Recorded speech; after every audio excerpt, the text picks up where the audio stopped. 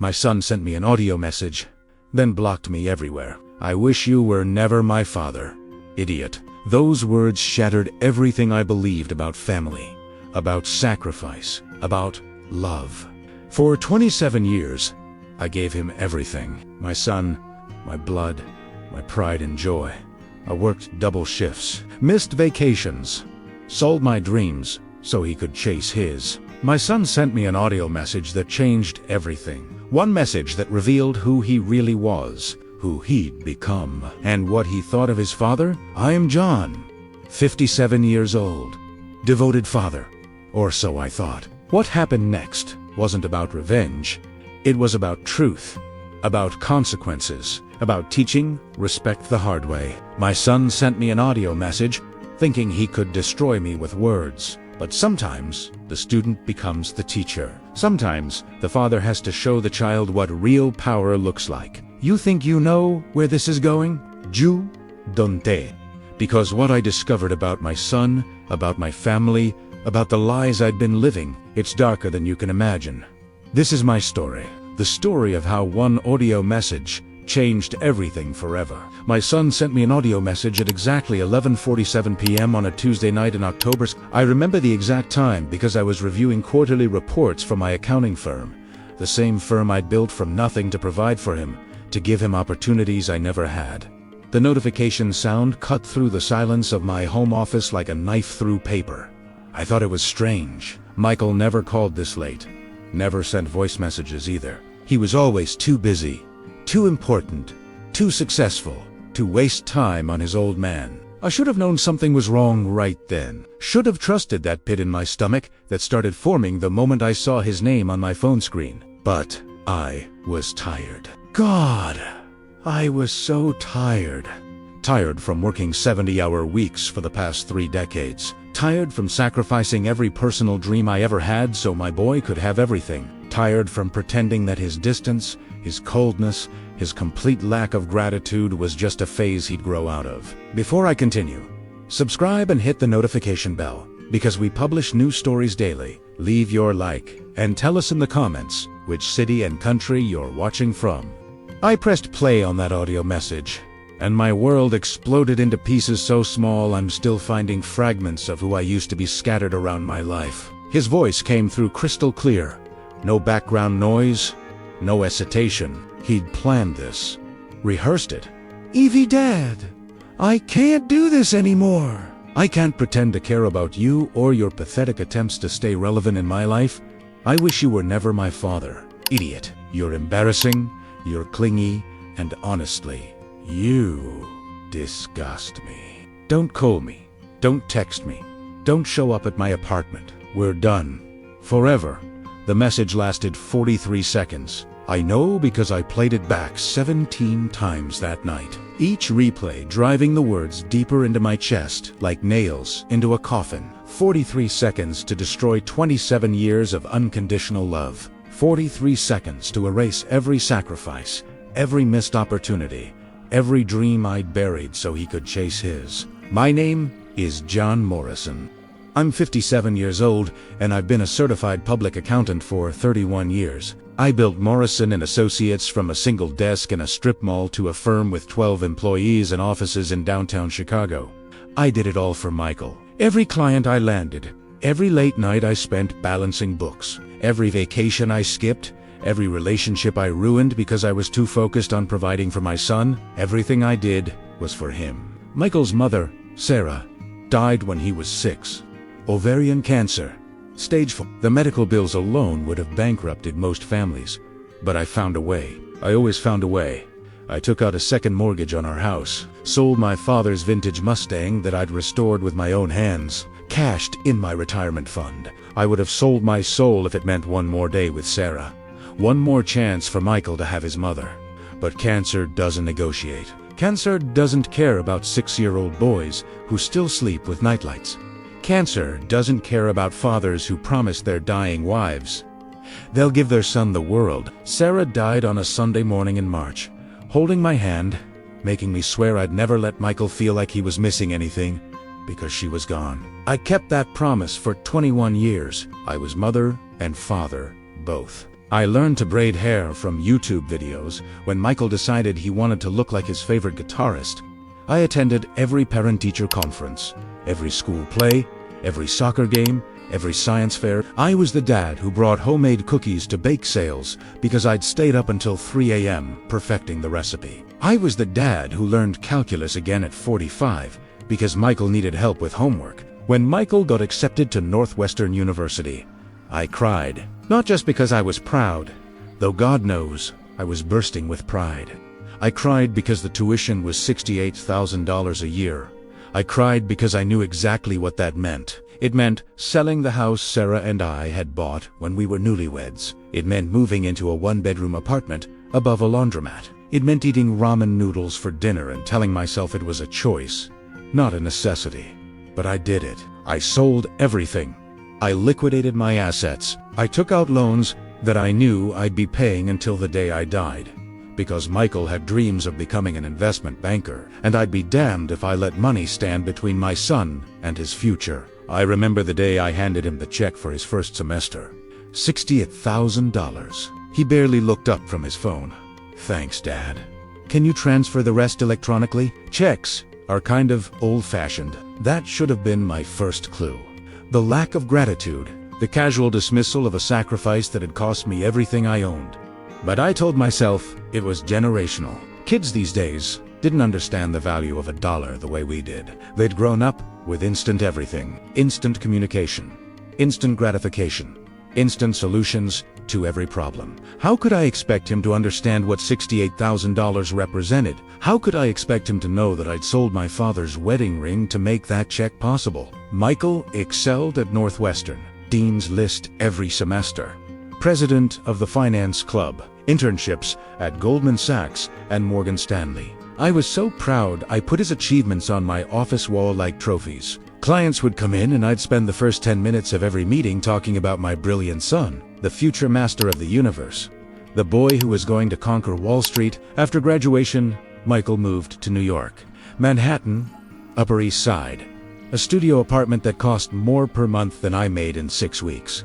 He got a job at a prestigious investment firm, starting salary, $240,000 a year. I remember the phone call when he told me. I was so excited I actually danced in my empty apartment, spinning around like a man half my age, calling out to Sarah's memory. You hear that, baby? Our boy made it. He actually made it. But something changed after Michael moved to New York. The phone calls became less frequent. The visits stopped altogether. I'd invite him home for Christmas, for Thanksgiving, for his birthday, and he'd always have an excuse. Work was busy. He had plans with friends. He was seeing someone new. Always something more important than spending time with his old man. If you're enjoying this story, subscribe, hit the like button, and share in the comments a similar experience you've had. I tried to stay connected. I really did. I'd text him articles about the stock market. I'd send him pictures of his childhood bedroom, which I'd kept exactly the same even after moving to the smaller apartment. I'd call on Sundays just to hear his voice, but he rarely picked up. When he did answer, the conversations were brief, distracted. He was always in a hurry to get somewhere else, to talk to someone else, to be anywhere but on the phone with me. I told myself it was normal. Successful young men in high-pressure careers didn't have time for lengthy heart-to-hearts with their fathers. I'd read articles about helicopter parents and decided I was being too clingy, too needy. I gave him space. More space than any father should give his only child, his only family, his only connection to the woman who'd made his life worth living. The distance grew wider over the years.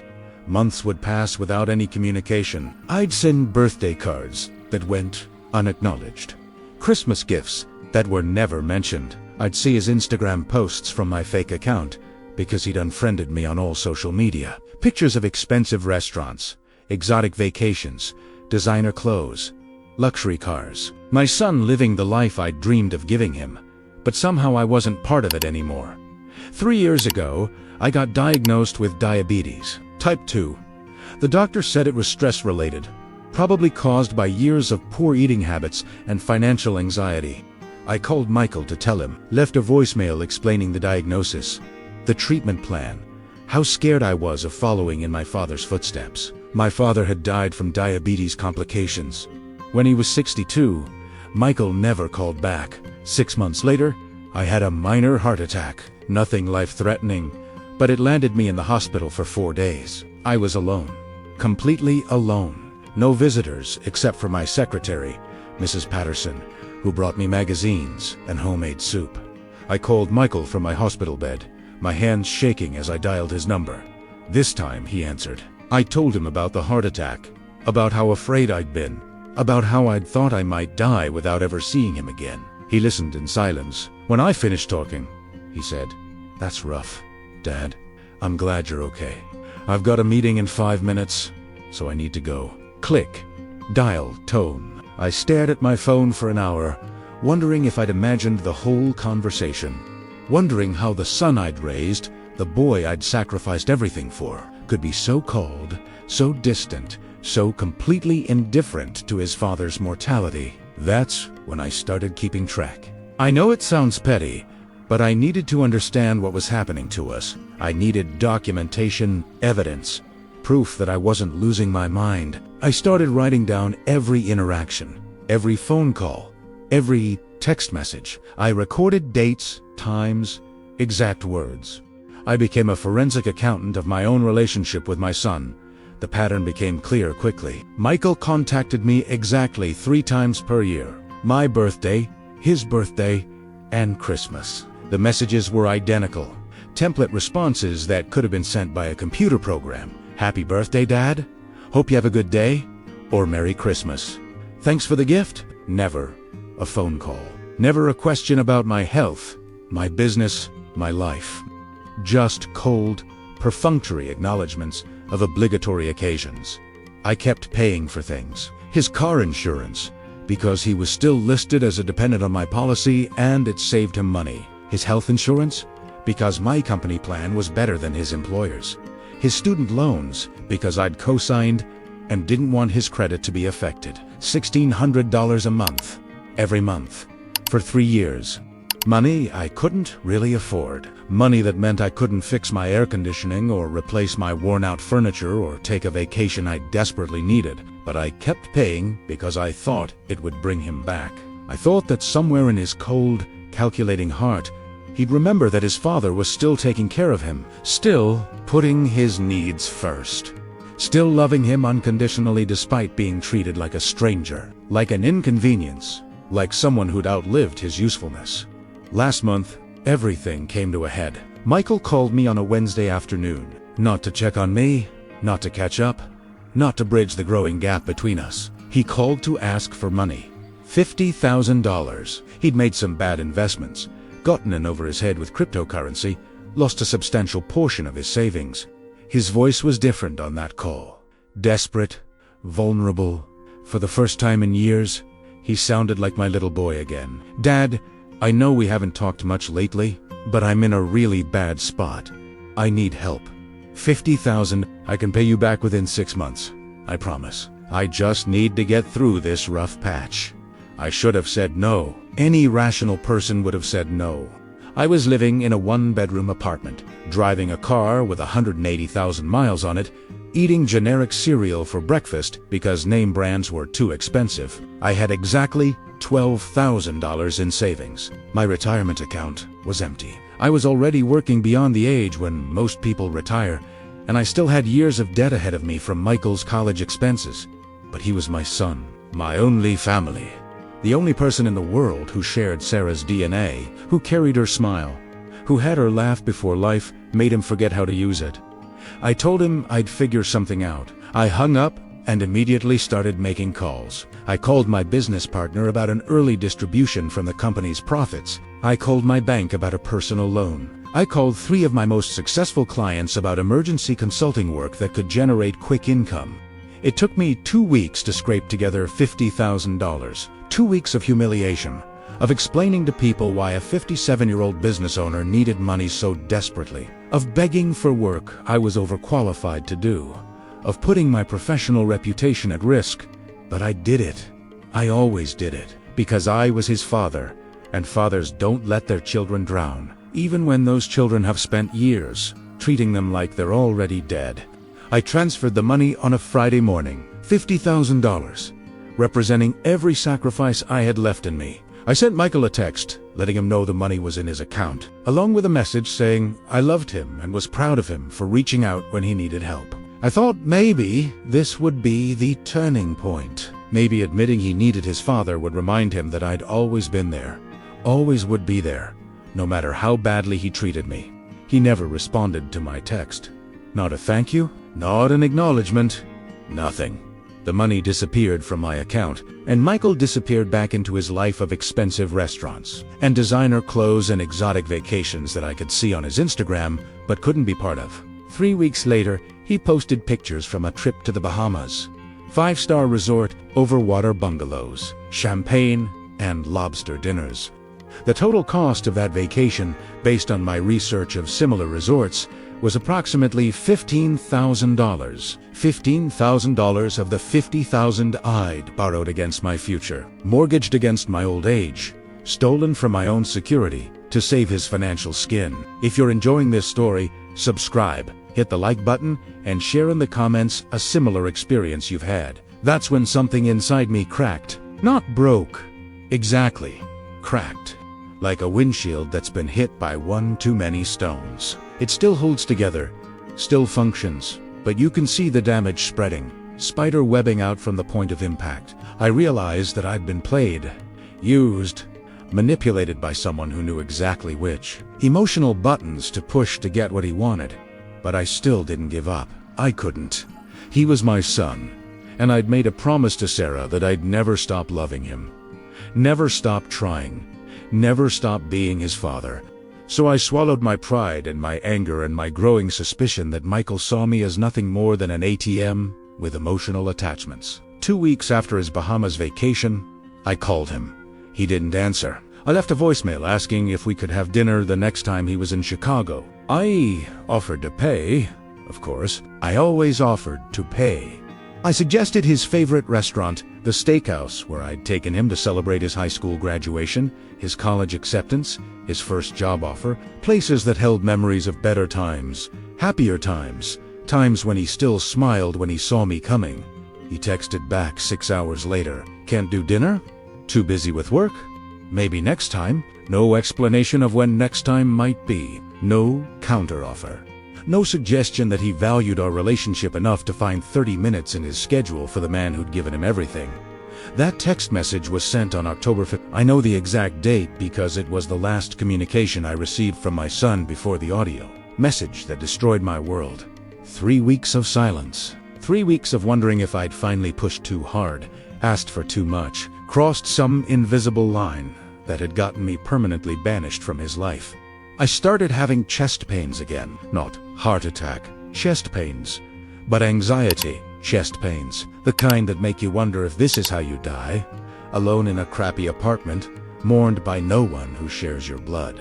I made an appointment with my doctor. He increased my anxiety medication and suggested therapy. "You'll seem to be carrying a lot of emotional weight," he said. "Sometimes it helps to talk to someone who can give you perspective." I didn't go to therapy. How could I explain to a stranger that my son, the person I'd loved more than life itself, had become someone I didn't recognize? How could I admit that all my sacrifices, all my love, all my unwavering devotion had produced a man who could take $50,000 from his father and then disappear on a luxury vacation without even saying thank you? Instead, I threw myself into work. I took on new clients. I worked weekends. I stayed at the office until midnight, balancing books and preparing tax returns, and doing anything that would keep my mind off the growing certainty that I'd failed as a father. That somewhere along the way, I'd raised a monster instead of a man. The audio message came on October 28th, a Tuesday night. I'd just finished reviewing the quarterly reports for Henderson Manufacturing, one of my biggest clients. The house was quiet, except for the humming of my ancient refrigerator and the occasional sound of traffic from the street below. I was tired, more tired than usual, the kind of bone-deep exhaustion that comes from years of working too hard and sleeping too little, and carrying emotional burdens that are too heavy for one person to bear. My phone buzzed. Michael's name appeared on the screen with a voice message attachment. My heart actually sped up. After 3 weeks of silence, after months of minimal contact, after years of growing distance, my son had sent me a message. A real message. Not a text, not a emoji, an actual recording of his voice, speaking directly to me. I was pathetically grateful. I realized that, looking back with clearer eyes and a harder heart, I was so desperate for any connection with my son that I was grateful he'd taken the time to record a message instead of sending a text. That's how low my expectations had fallen. That's how completely I'd accepted my role as a peripheral figure in his life. I pressed play, and Michael's voice filled my small apartment. Clear, confident, completely controlled. This wasn't a message recorded in anger or frustration. This was a message that had been planned, rehearsed, delivered with the cold precision of a man who'd made a business decision. Dad, I can't do this anymore. I can't pretend to care about you or your pathetic attempts to stay relevant in my life. You're embarrassing. You're clingy. You call too much. You text too much. You expect too much. I'm 27 years old and I'm successful and I don't need you anymore. I wish you were never my father, idiot. You disgust me. Everything about you disgusts me. Your desperation, your neediness, your constant guilt trips about how much you've sacrificed. I never asked you to sacrifice anything.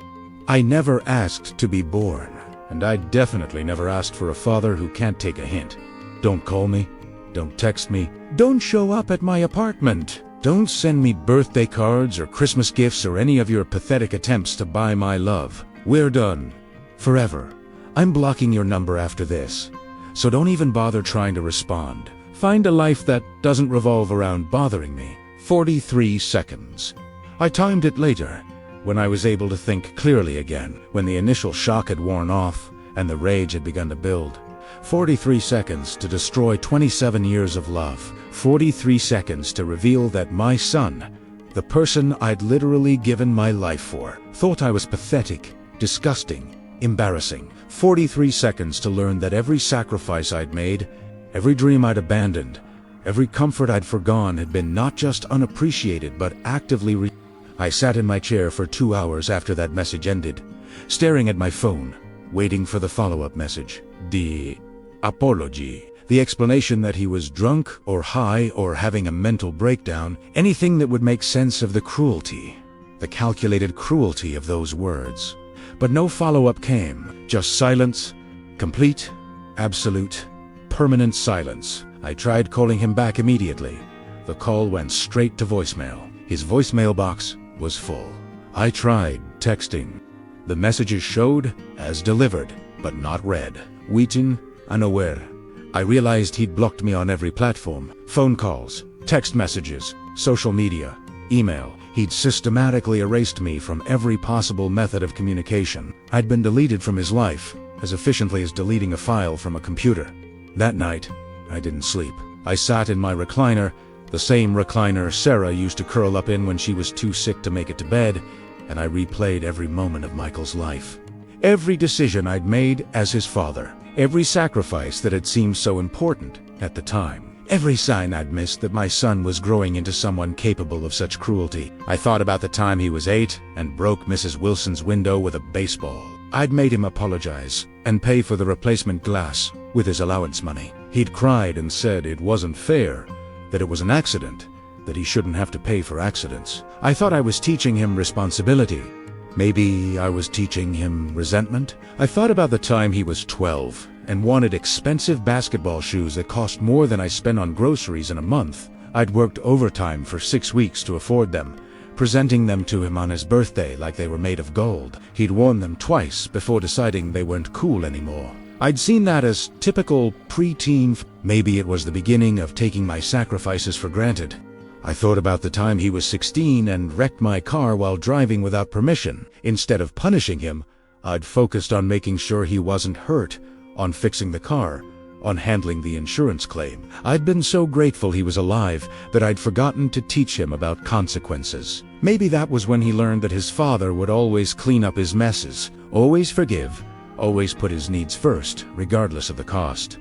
But none of those memories, none of those moments of potentially failed parenting justified what he'd done. None of them explained how a son could look at his father's love and see only pathetic desperation. None of them excused the cruelty of those words, the deliberate malice of that message, the calculated decision to destroy rather than simply distance. By dawn, my grief had transformed into something harder, colder, more focused. I wasn't just hurt anymore. Primera dadose ese angry, not the hot, explosive anger of a moment. The cold, calculating anger of a man who'd finally seen the truth and was ready to act on it. My son wanted to play games, fine, but he'd forgotten one crucial detail. I was a certified public accountant with 31 years of experience in financial investigation. I knew how to find information, how to track money, how to uncover secrets that people thought were safely hidden. If you're enjoying this story, subscribe, hit the like button, and share in the comments a similar experience you've had. I started with his finances. Michael thought he was so smart, so sophisticated, so much more successful than his pathetic father, but he'd forgotten that I still had access to several accounts where I was listed as a cosigner or emergency contact. Student loans, car insurance, health insurance, credit monitoring services that sent me annual reports. I'd been receiving information about his financial life for years without really paying attention. Now I paid very close attention. The picture that emerged was different from what I'd expected. Michael wasn't the financial genius he pretended to be. His investment portfolio had lost 63% of its value over the past 18 months. His credit card debt was approaching $40,000. He'd taken out a personal loan for $35,000 at 18% interest. The $50,000 he'd borrowed from me hadn't gone toward investments or emergencies. It had gone toward debt, consolidation, and lifestyle maintenance. My successful son, the master of the universe, the boy who was too important to call his father, was drowning in debt while posting Instagram photos of expensive vacations and designer clothes. He was living a lie, maintaining an image that was costing him everything, and he'd dragged me down with him without a second thought.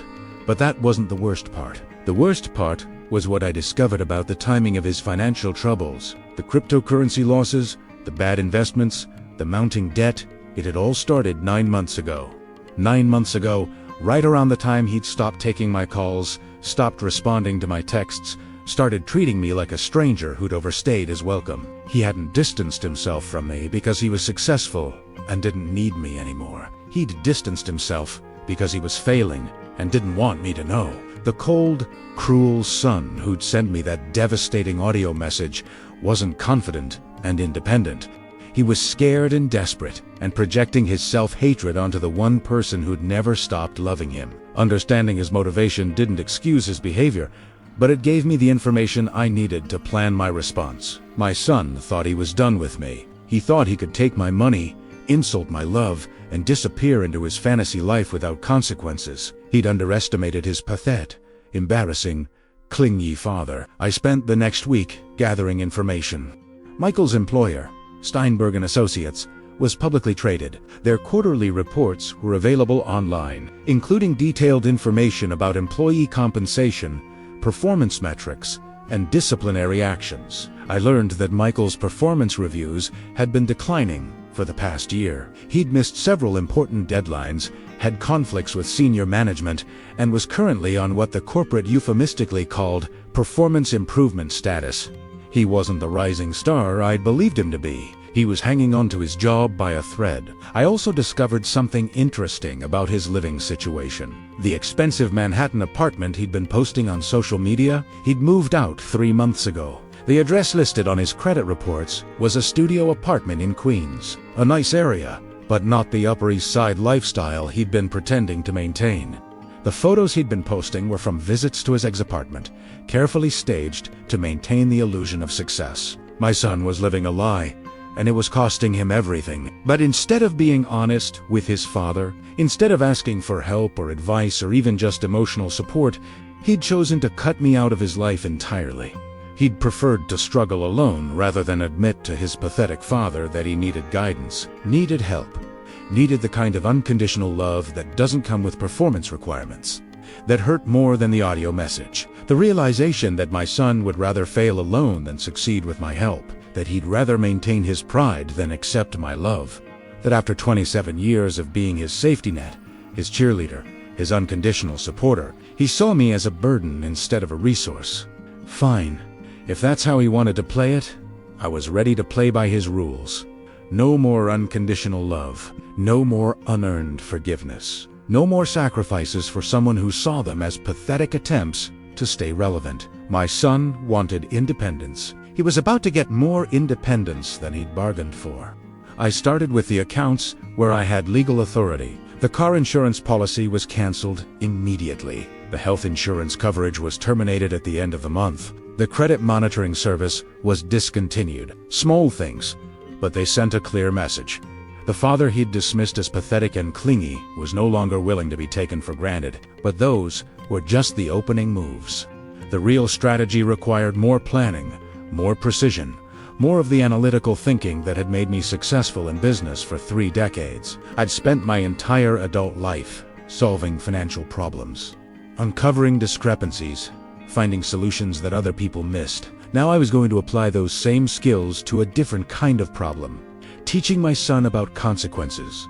I started making phone calls, professional calls, the kind of calls I made every day in my work, but with a different purpose. I called Michael's landlord, introducing myself as a concerned father who wanted to verify that his son was current on rent. I learned that Michael was 2 months behind on payments and had received a formal notice of eviction proceedings. I called his credit card companies, expressing concern as a co-signer about his payment history.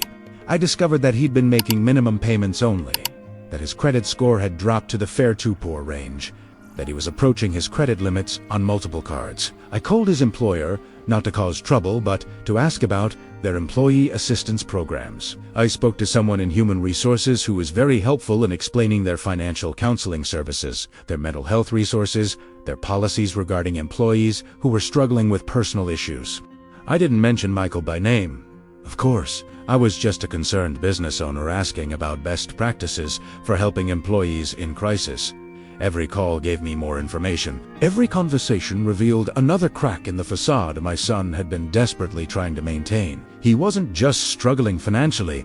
He was in free fall, and he'd been too proud or too ashamed to tell the one person who would have helped him without judgment, without conditions, without expecting anything in return except basic human decency. If you're enjoying this story, subscribe, hit the like button, and share in the comments a similar experience you've had. But Michael had made his choice. He'd chosen cruelty over honesty. He'd chosen pride over love. He'd chosen to see his father's devotion as pathetic neediness instead of recognizing it as the greatest gift anyone had ever given him. Now, he was going to learn what life looked like without that safety net, without that unconditional support, without someone who loved him enough to sacrifice everything for his well-being. I made one more call. This one to my attorney, David Morrison. No relation.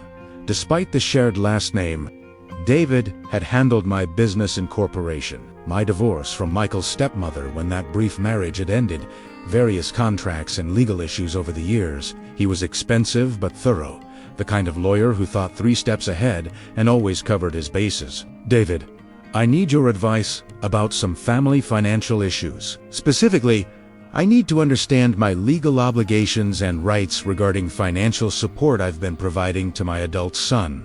I explained the situation carefully, professionally, without emotion. The loans, the ongoing payments, the lack of formal agreements, the recent complete breakdown in communication. David's response was exactly what I'd hoped to hear. John, you have no legal obligation to continue any support for an adult child who's not disabled or incapacitated. Any payments you've been making were voluntary gifts, not legal obligations.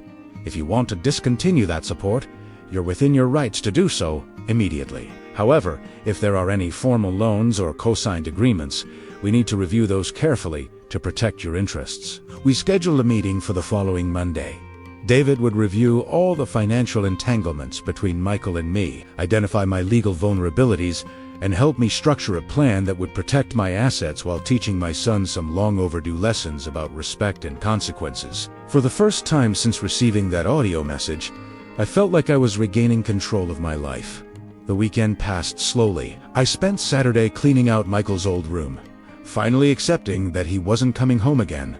I boxed up his high school trophies, his childhood photos, his college memorabilia. 21 years of memories packed into cardboard boxers and stored in my closet. It felt like preparing for a funeral. Mourning the death of the son I thought I had while acknowledging the reality of the stranger he'd become. Sunday, I did something I hadn't done in months. I went to church. Not because I'm particularly religious, but because Sarah had been raised Catholic and had taken Michael to Mass when he was small. I sat in the back pew of St. Mary's, listening to a sermon about forgiveness and redemption, wondering if there was a statute of limitations on parental love, if there was a point where unconditional became conditional, where forgiveness became foolishness, where love became enabling.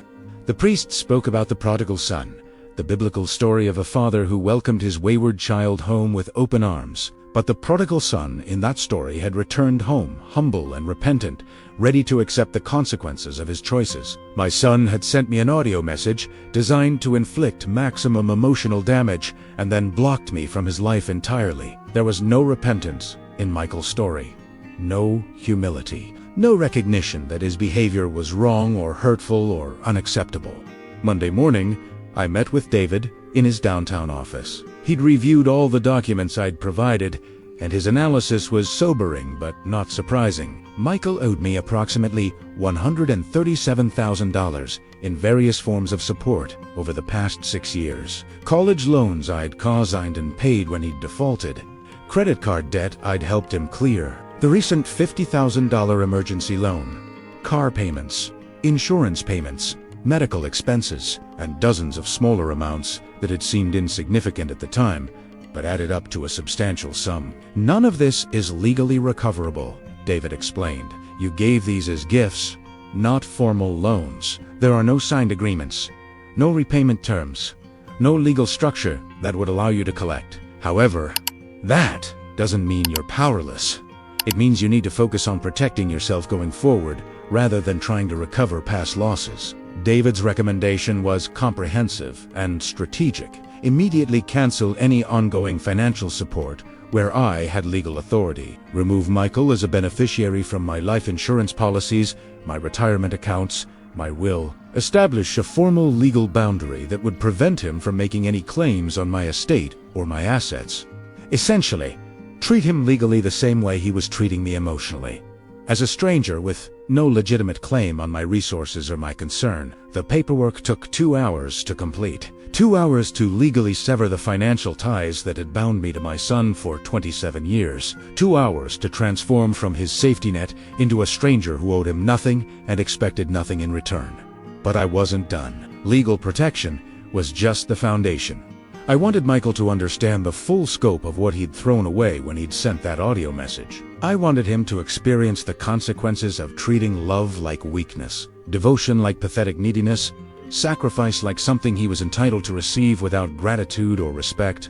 David helped me craft a formal letter, not an emotional plea or an angry rant, but a professional document that laid out the new reality in clear, unemotional terms. The letter informed Michael that all financial support was being terminated immediately, that he was being removed from all insurance policies and legal documents, that any future contact should go through David's office rather than directly to me. The letter also included a detailed accounting of every dollar I'd spent on his behalf over the past 6 years. $137,418.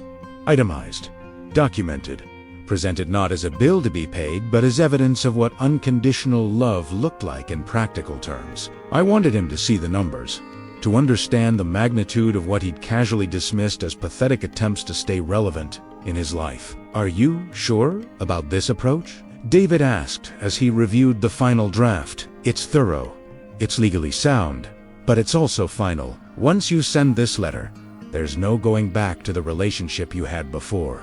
I thought about that question for a long moment. Was I sure? Was I ready to permanently close the door on my relationship with my only child, my only family, my only living connection to Sarah? Was I prepared to spend the rest of my life knowing that my son thought I was pathetic and disgusting, knowing that I'd failed so completely as a father that my love had become something he wanted to escape? David, the relationship I had before doesn't exist anymore. Maybe it never existed. Maybe I was so busy being the father I thought he needed that I never noticed the son he actually was. This letter isn't ending our relationship. It's acknowledging that he already ended it. I'm just making it official. The letter was sent by certified mail on Tuesday morning. I received confirmation that it was delivered on Wednesday afternoon at 2:15 p.m. Michael signed for it personally at his workplace. For the first time in weeks, I felt a sense of satisfaction.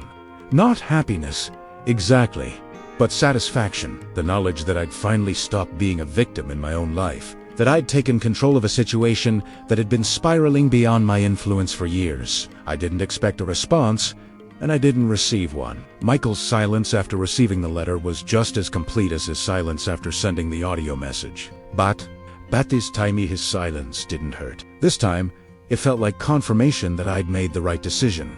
My son had wanted independence from his pathetic, embarrassing father, now had Italiano. Complete, total, permanent independence.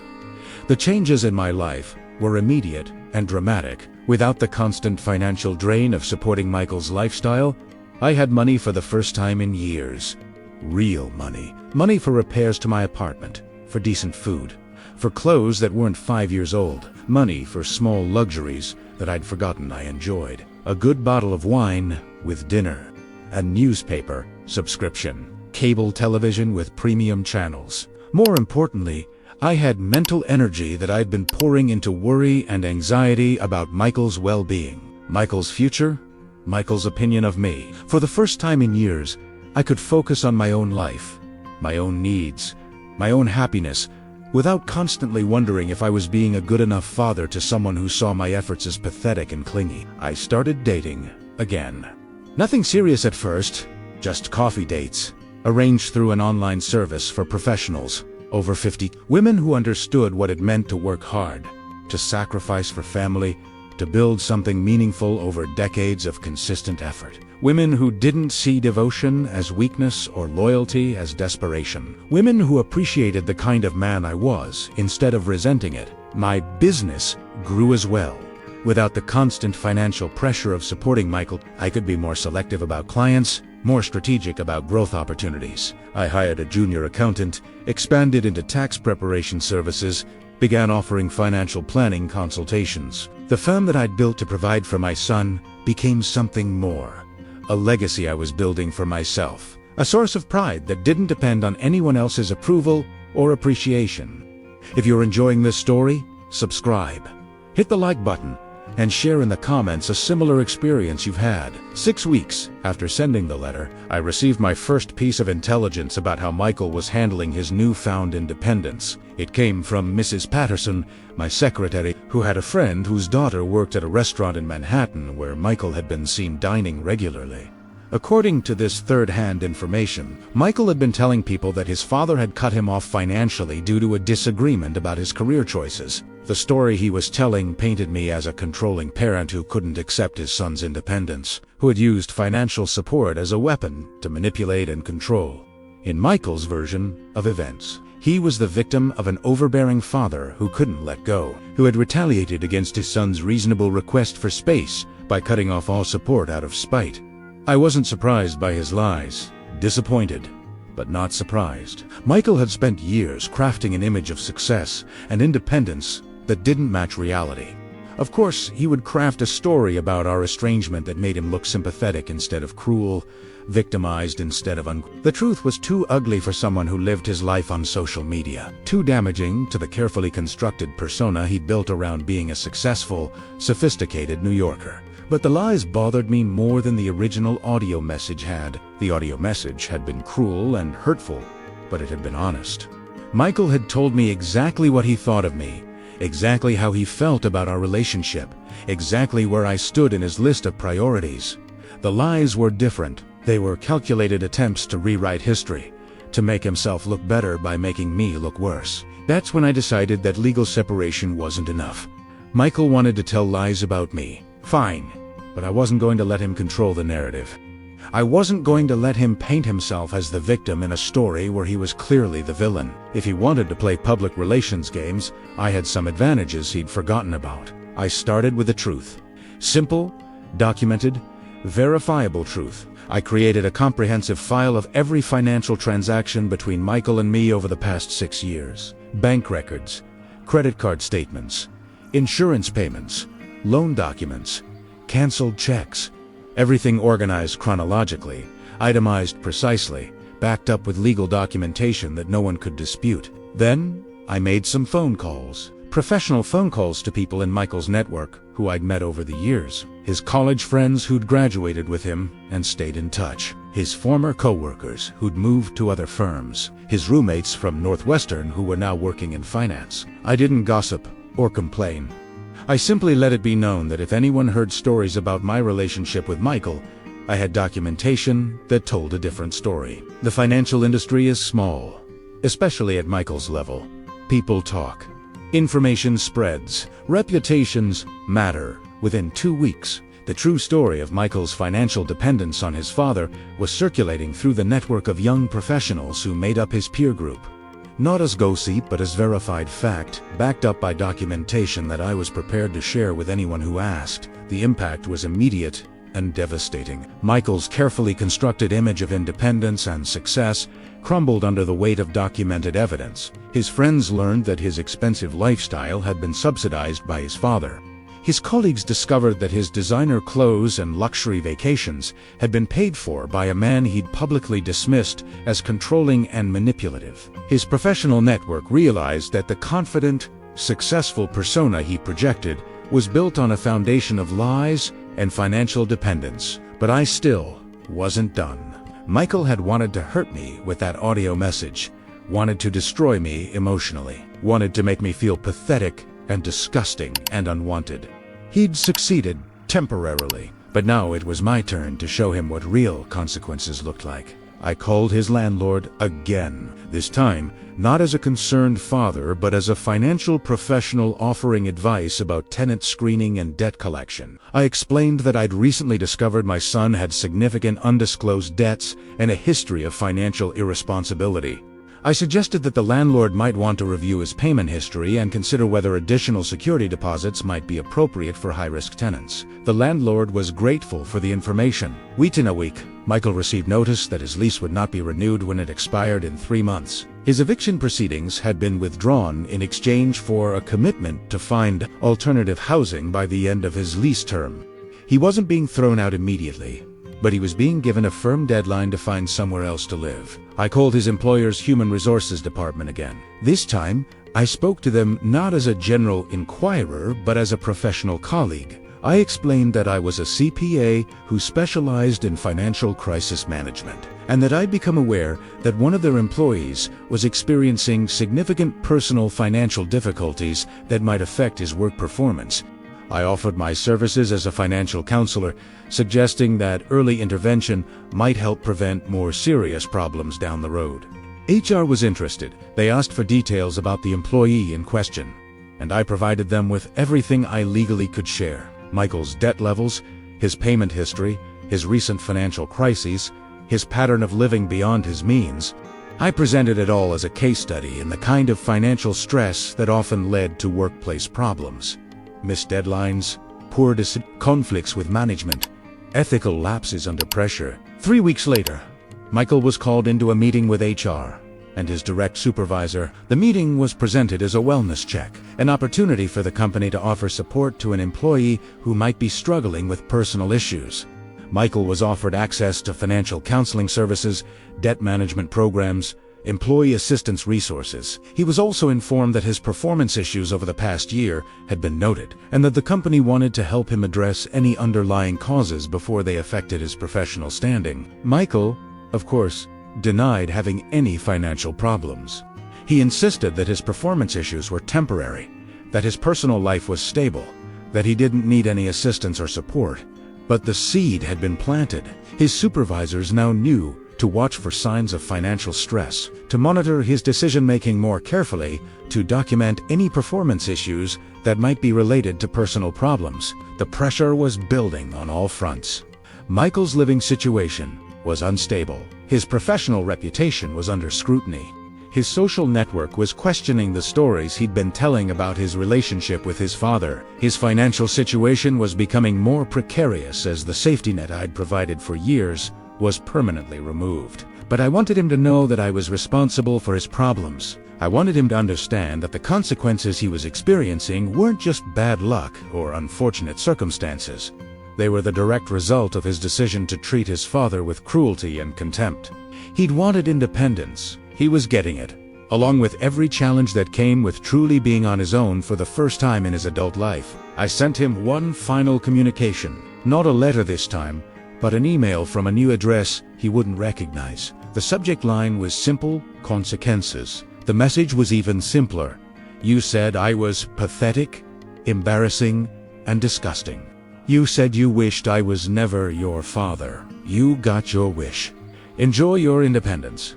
The father you never wanted. Attached to the email was a comprehensive summary of everything I'd done over the past 2 months. The financial support I'd terminated, the professional contacts I'd made, the information I'd shared, the consequences that had followed. I wanted Michael to understand that his problems weren't random misfortunes.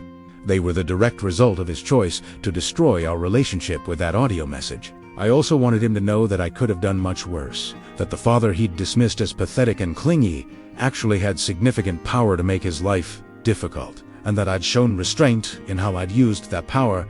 I could have destroyed his credit rating completely. I could have shared information about his financial problems with his current clients.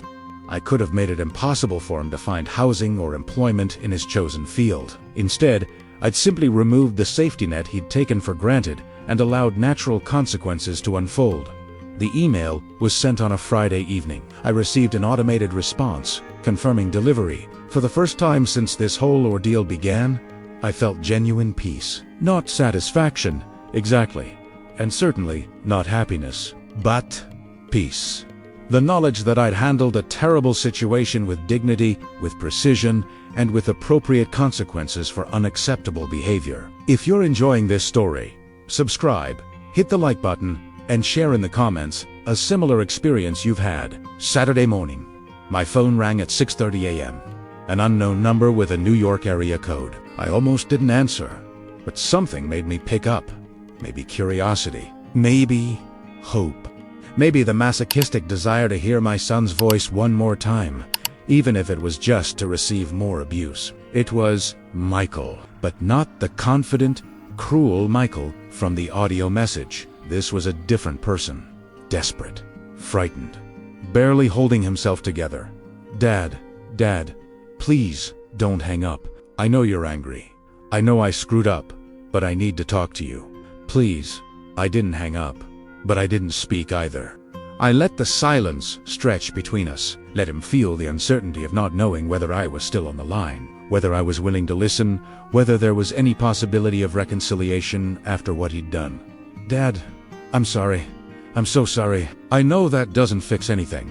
I know I can't take back what I said, but I need you to know that I didn't mean it. I was angry and stressed, and I took it out on you because you were safe, because I knew you'd always forgive me.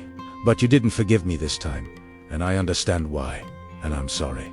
His voice was breaking. My 27-year-old son was crying on the phone like the little boy he used to be when he'd done something wrong and needed his father to make it better. Part of me wanted to comfort him, to tell him it was going to be okay, to fall back into the familiar pattern of unconditional forgiveness and support, but that part of me had been destroyed by his audio message. That part of me had died the night I'd learned what my son really thought of his pathetic, embarrassing father. I lost my apartment, Dad. They're not renewing my lease, and I can't find anywhere else I can afford. My credit is shot, my savings are gone, and nobody will rent to me without a cosigner or a huge security deposit that I don't have. I'm going to be homeless in 6 weeks unless I figure something out. The irony was perfect. The son who'd told me he wished I was never his father was calling to ask for help finding housing because his financial irresponsibility had finally caught up with him. The young man who'd said I'd disgusted him was now desperately seeking comfort from the same person he'd tried to destroy with his cruelty. And my job is in trouble. They're watching everything I do, questioning every decision I make, documenting every mistake like they're building a case against me. I think someone told them I was having financial problems, and now they think I'm a liability. I could lose everything, Dad. My career, my reputation, my whole life. I need help. I listened to him cry, listened to him beg, listened to him paint a picture of consequences that were entirely of his own making. Not once did he take responsibility for the audio message that had started this chain of events. Not once did he acknowledge that his current problems were the direct result of his decision to treat his father like garbage. He was sorry for the consequences, not for the actions that had caused them. Dad, please say something. I know you're angry, but I'm your son. I'm your only family. We can work this out, can't we? I'll do better. I'll be more grateful. I'll call more often. I'll pay you back every penny I owe you. Just please don't abandon me. Please don't let me lose everything. When he finally stopped talking, stopped crying, stopped begging, I spoke. My voice was calm, controlled, completely devoid of emotion. The voice I used with difficult clients, with people who had made bad financial decisions and were facing the consequences of their choices. Michael, you sent me an audio message 6 weeks ago. In that message, you told me that you wished I was never your father. You called me pathetic, embarrassing, and disgusting. You said that everything about me disgusts you. You told me not to call you, not to text you, not to send you gifts, not to make any attempts to contact you. You said we were done forever. I respected your wishes. I didn't mean it. Dad, I was having a breakdown. I was stressed about money. I was scared and I took it out on you because I knew you'd understand. I knew you loved me enough to forgive me. I was counting on that. I've always been able to count on that. And there it was.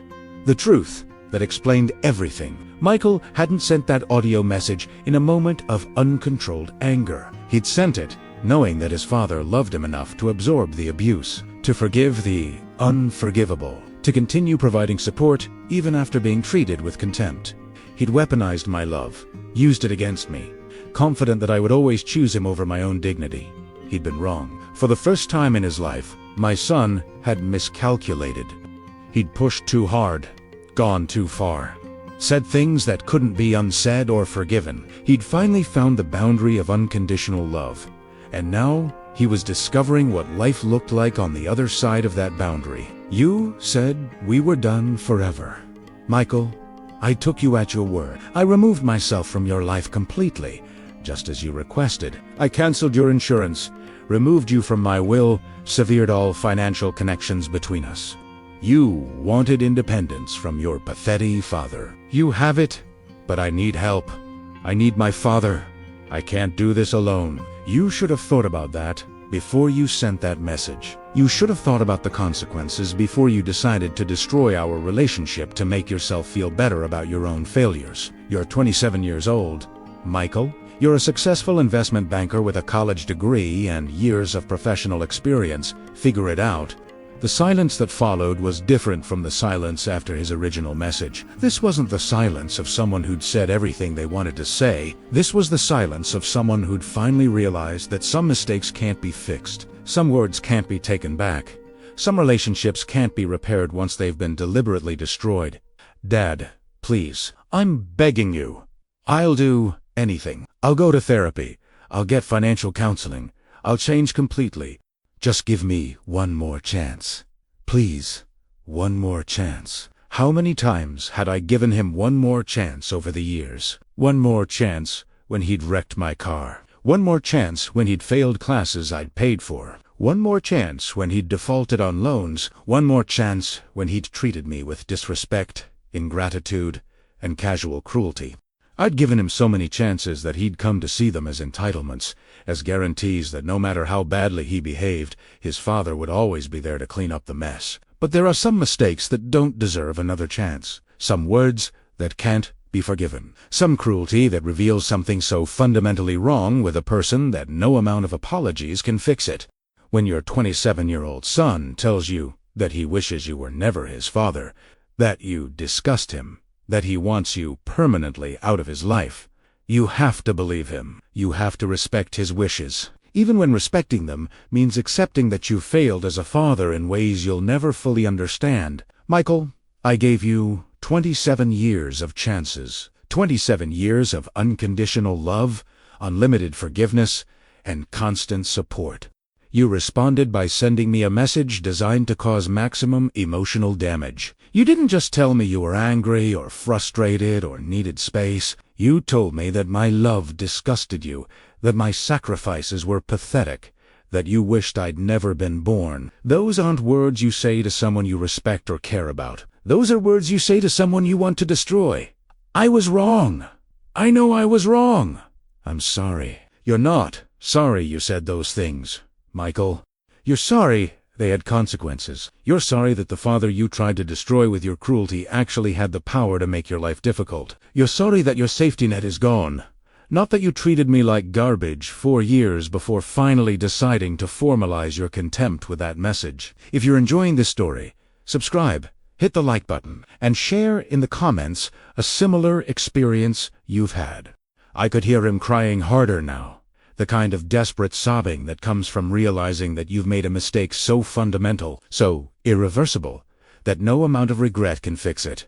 Part of me felt sorry for him, the part that remembered teaching him to ride a bicycle, helping him with homework, holding him when he cried after his mother died.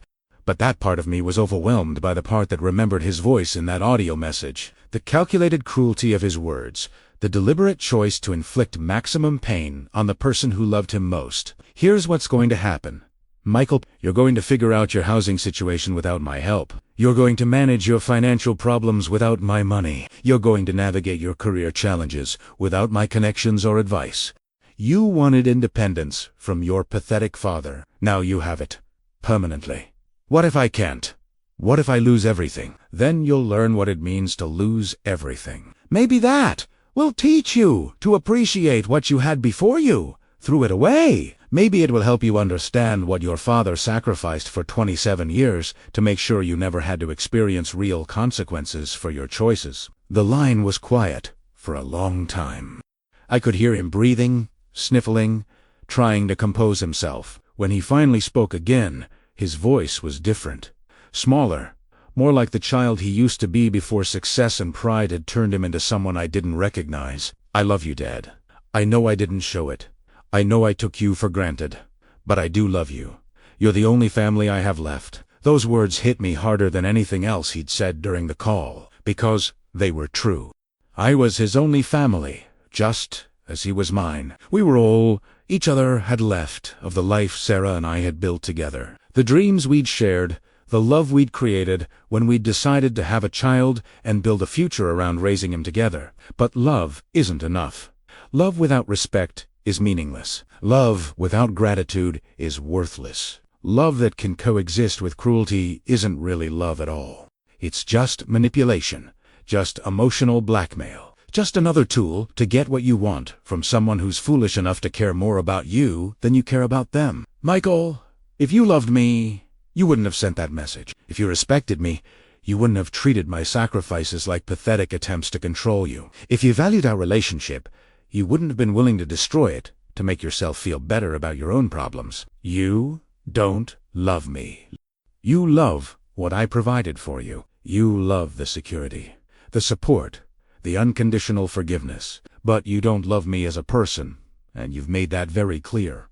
That's not true. I do love you. I just didn't know how to show it. You showed me exactly how you felt in that audio message. Everything else is just noise. I hung up. I turned off my phone. I sat in my quiet apartment, surrounded by the modest life I'd built after removing my son from it. And I felt something I hadn't experienced in months. Relief. Complete, total relief. The conversation I'd been dreading since sending that email had finally happened, and it had confirmed everything I'd suspected about Michael's motivation, his character, and his understanding of what he'd done to our relationship. He wasn't sorry for his cruelty. He was sorry for its consequences. He didn't want reconciliation. He wanted restoration of benefits. He didn't miss his father. He missed his safety net. The phone call had been one final attempt to manipulate me into resuming my role as his unconditional supporter, his financial backup plan, his emotional punching bag. But I was done being manipulated, done being taken for granted, done sacrificing my dignity for someone who saw my love as weakness and my devotion as desperation, done being the pathetic, embarrassing father who would accept any amount of abuse as long as his son occasionally acknowledged his existence. Michael called back 17 times. Over the next 3 days, I didn't answer. He sent emails to my personal and business accounts. I deleted them without reading them. He showed up at my office on Thursday afternoon, demanding to see me, creating a scene that required building security to escort him from the premises.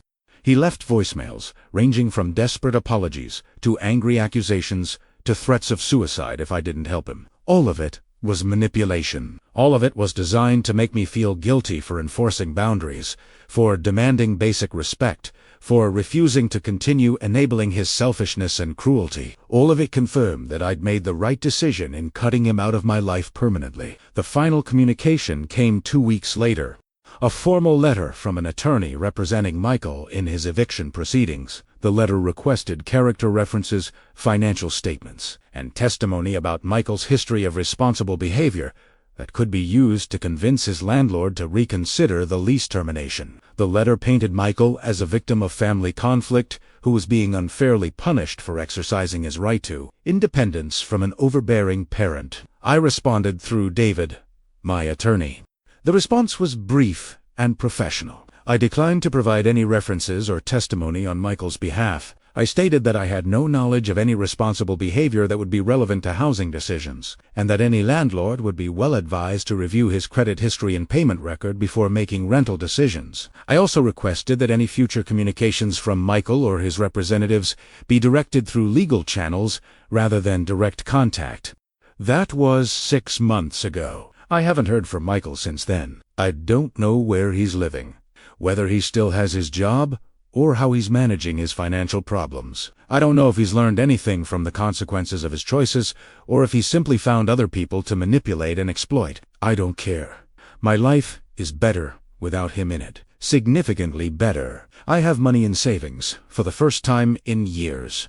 I'm dating a wonderful woman named Patricia who appreciates my loyalty and commitment instead of seeing them as character flaws. My business is thriving without the constant financial drain of supporting an ungrateful adult child. I sleep well at night, no longer worried about someone who made it clear that my worry was unwanted and disgusting.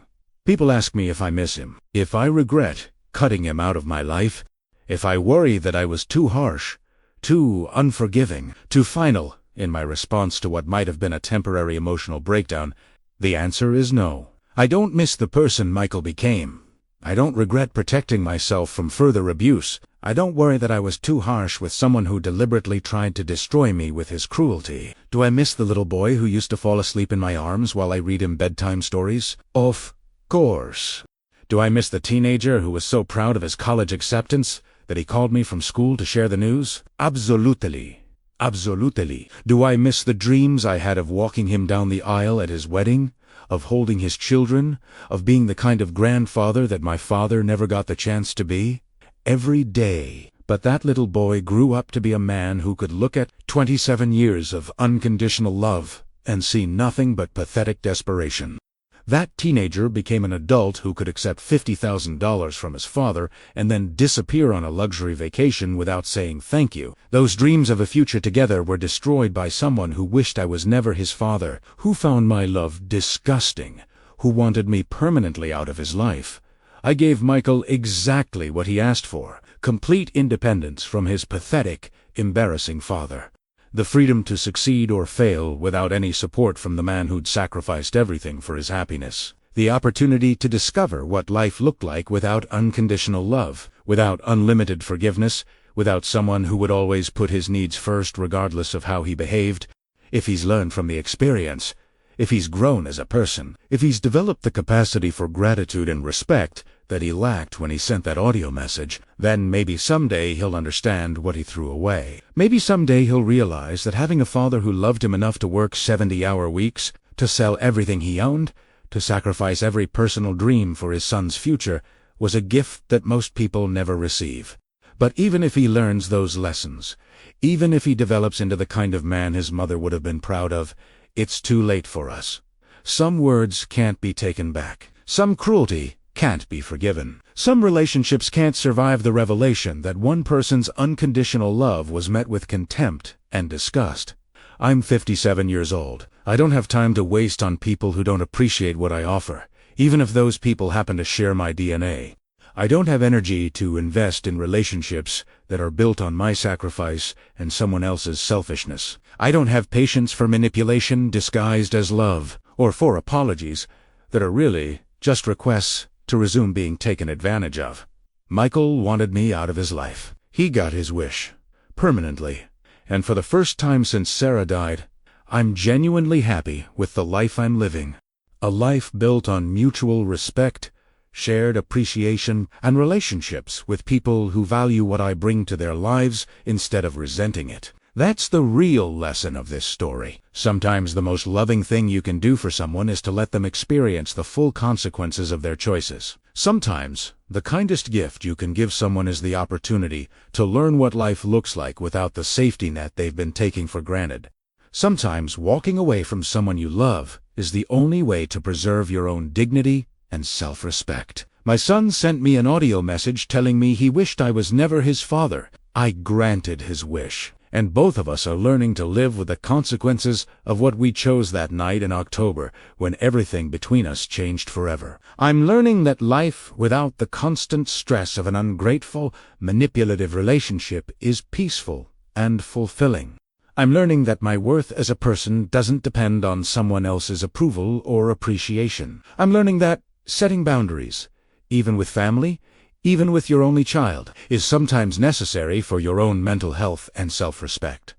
Michael is learning what independence really costs, what it means to face life's challenges without a safety net. What happens when the people you've taken for granted decide they're done being taken for granted?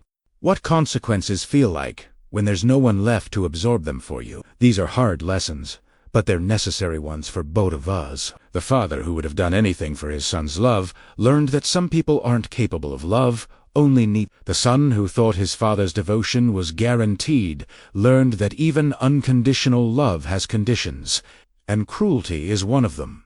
We're both better off now. Sadder, maybe. Lonelier, certainly. But better off. And that's how a single audio message changed lives forever. If you've enjoyed this story, make sure to subscribe for more content like this. Hit the like button if this resonated with you, and tell us in the comments about your own experiences with family relationships that reached a breaking point. Thanks for listening to my story. Sometimes the hardest choices are the right ones. Sometimes walking away is the only way forward. Sometimes love means letting go, even when it breaks your heart to do it. But this story doesn't end there, because life has a way of bringing consequences full circle, and sometimes the universe has its own sense of justice